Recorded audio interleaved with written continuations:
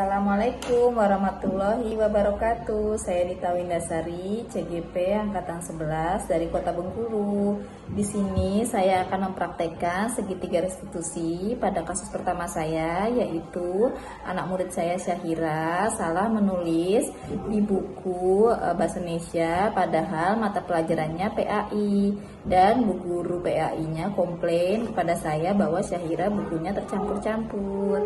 Berikut video yang akan saya sertakan mempraktekkan segitiga restitusi pada Ananda Syahira. Terima kasih, selamat menyaksikan. Syahira, apa kabar? Sehat. Syahira, ibu dengar dari ibu Yeni, katanya Syahira menulis tugas agama di buku Bahasa Indonesia. Apa benar? Benar. Oh, benar. Suaranya keluar kan, Nak? Benar. Kenapa, Nak? Menulis tugas agama di buku Bahasa Indonesia. Iyalah. Apa Syahira terburu-buru? Iya. Tadi pagi Syahira terburu-buru. Oh, jadi lupa membawa buku agama. Iya, oke.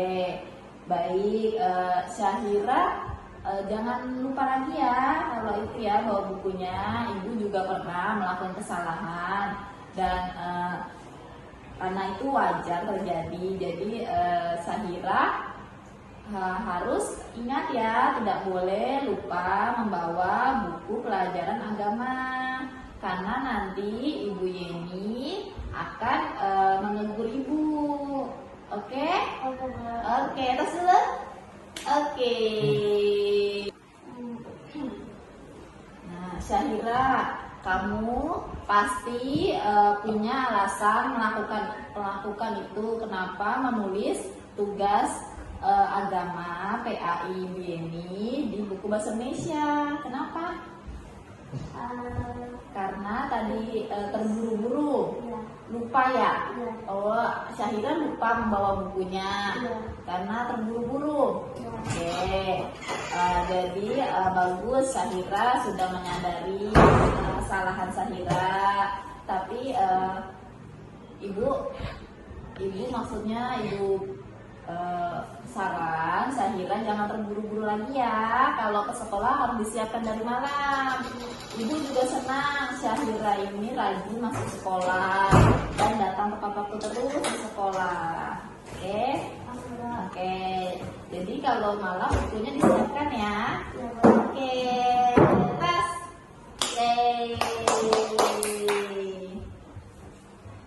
Nah, Syahira, kamu pasti punya alasan melakukan itu. Kenapa menulis tugas agama PAI Ibu Yeni di buku Bahasa Indonesia? Kenapa?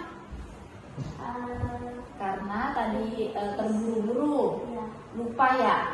Oh, Syahira lupa membawa bukunya karena terburu-buru. Oke, jadi bagus, Syahira sudah menyadari kesalahan Syahira.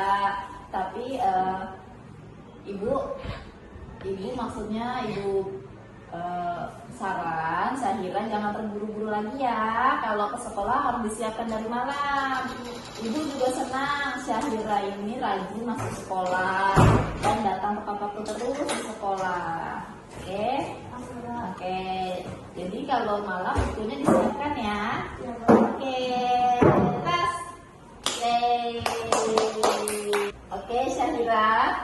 Sekarang ayo kita pikirkan tindakan Syahira menulis tugas PAI Ibu Yeni di buku Bahasa Indonesia. Apa sudah sesuai dengan keyakinan kelas kita? Apa?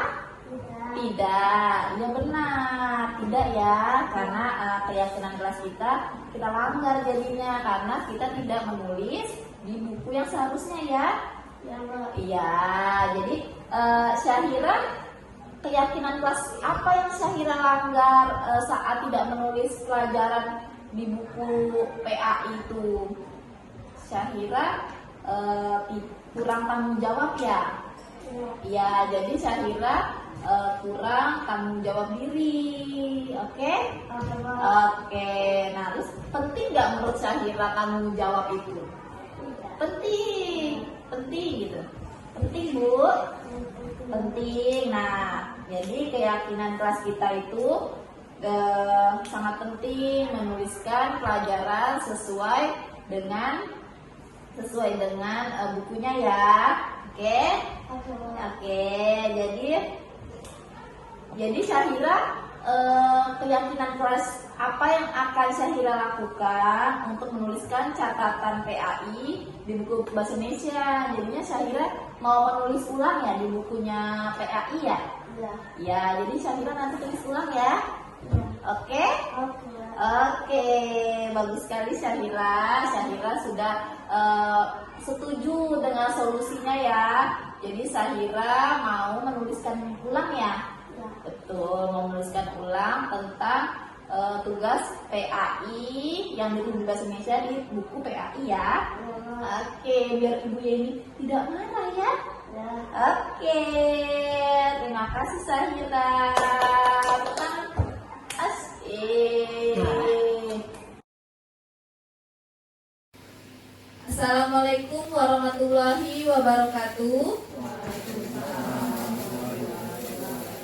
Yang terhormat kepada Bapak Kepala Sekolah SLB Negeri 2 Kota Bengkulu, yang saya hormati Bapak Ibu guru dan staf tata usaha yang sudah hadir di ruangan ini.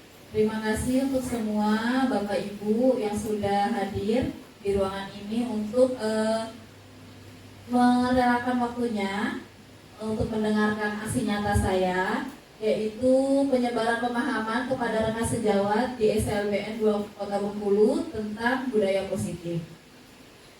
Di sini saya izin, yaitu calon guru penggerak, insya Allah angkatan 11, jadi belum lulus, masih calon guru penggerak. Di sini saya belajar oleh fasilitator Ibu Rizawati dari Angga Makmur, lalu ada Ibu Resi Yusmi Mardita, pengajar praktik dari Kepala Sekolah SLB 1. Tentu saja ada dukungan dari Kepala SLB 2 Bapak Samsumardi, dan saya sendiri Dita Windasari, CGP Angkatan 11. Nah, apa sih tujuan diseminasi? Nah, diseminasi ini yang pertama tuh untuk memenuhi tugas aksi nyata modul 1.4. Lalu ada penyebaran pemahaman budaya positif kepada seluruh warga sekolah. Lalu yang ketiga adalah mengajak warga sekolah untuk bersama-sama menerapkan budaya positif. Lalu di sini selama kurang lebih saya sudah 2 bulan belajar di calon guru penggerak, saya sudah belajar 4 modul dari 12 modul. Jadi baru sekitar 30% saya menjalani guru penggerak. Dan finalnya nanti insya Allah kalau lancar lulusnya di Desember 2024. Dan saya akan merangkum sedikit tentang pembelajaran saya yang sudah saya laksanakan di guru penggerak ini, tentunya untuk berbagi ilmu kepada Bapak Ibu semua. Semoga Bapak Ibu semua nanti ada tergerak ingin ikut dalam guru penggerak juga. Amin. Dalam modul 1.1 lanjut ya. 1.1 yaitu intisari pemikiran Ki Hajar Dewantara. Jadi Bapak Ki Hajar Dewantara ini pencetus pendidikan di Indonesia. Nah, menurut Bapak Ki Hajar Dewantara ini, pendidikan dan pengajaran merupakan usaha persiapan dan persediaan untuk segala kepentingan hidup manusia, baik dalam hidup bermasyarakat maupun hidup berbudaya dalam arti yang seluas-luasnya. Lalu tujuan pendidikan menurut Bapak Ki Hajar Dewantara yaitu menuntut segala kodrat yang ada pada anak-anak agar mereka dapat mencapai keselamatan dan kebahagiaan setinggi-tingginya baik sebagai manusia maupun sebagai anggota masyarakat. Lalu tujuan yang kedua yaitu pendidik itu hanya menuntut tumbuh atau hidupnya kekuatan kodrat yang ada anak-anak agar dapat memperbaiki lakunya, bukan dasarnya hidup dan tumbuhnya kekuatan kodrat anak. Nah, menurut saya filosofi dan tujuan Ki Hajar Dewantara ini sangat sesuai dengan anak SLB, karena anak SLB tentu nggak bisa dipaksa untuk belajar. Jadi memang Ki Hajar Dewantara ini menekankan biarlah anak tumbuh itu secara alami, jangan dipaksa.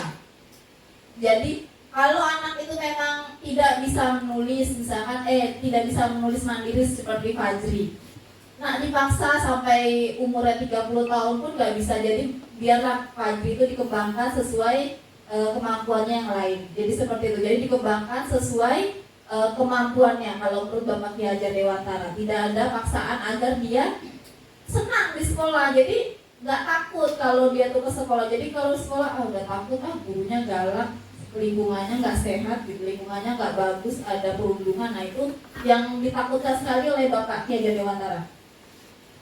Lalu pembelajaran dari filosofi Bapak Ki Hajar Dewantara ini, satu, memerdekakan dan berpusat pada murid. Nah tentu ini sudah SLB banget ini, karena berpusat pada murid. Guru SLB pasti kalau misalkan saya ke alam, Bahri Alamsyah, dia kan belum bisa menulis mandiri, dia masih disalin. Kalau dia nggak disalin, hurufnya lepas kayak itu, hurufnya tuh banyak yang bolong-bolong. Nah memang terus kalau kayak Aurel sudah bisa dia menulis di papan tulis tanpa bantuan. Jadi memang cocok sekali, memang memerdekakan dan berpusat pada murid itu cocok sekali buat guru SLB, udah pas.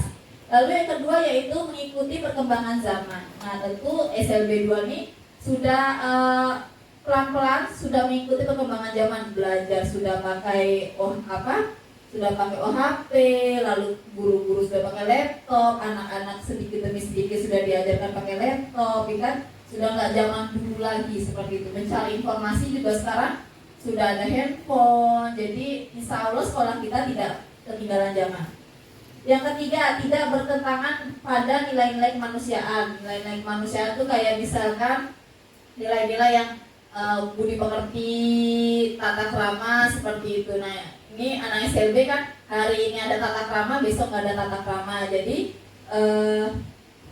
ya guru SLB itu mengingatkan terus anak-anak, ayo anak-anak senyum, sapa, salam, jangan lupa kalau lewat permisi bu, jangan lupa ibu, seperti itu. Tapi karena besok lupa, nggak apa-apa, namanya juga anak SLB, kita maklumin.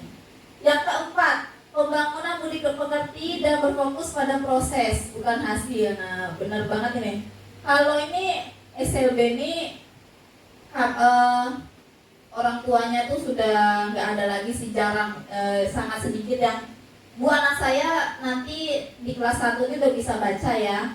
Nah, nggak ada lagi. Memang kalau sudah masuk ke SLB itu sudah tahu kalau anaknya ini berkembangnya sesuai perkembangan anaknya, memang sesuai kemampuan anaknya. Jadi kalau misalkan anaknya di 1 tahun semester ini bisa duduk dengan tenang, misal di kelas 1 tuh seperti Zafrano, dia belajar 1 tahun ini fokus dulu. Lalu seperti Raja, dia 2 tahun di Ibu Ines, lalu di kelasnya Septi dia sudah masuk klasikal.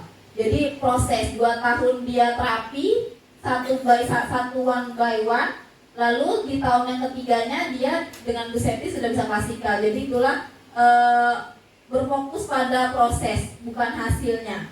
Jadi memang SLB ini yang kita tahu juga memang sangat pelan.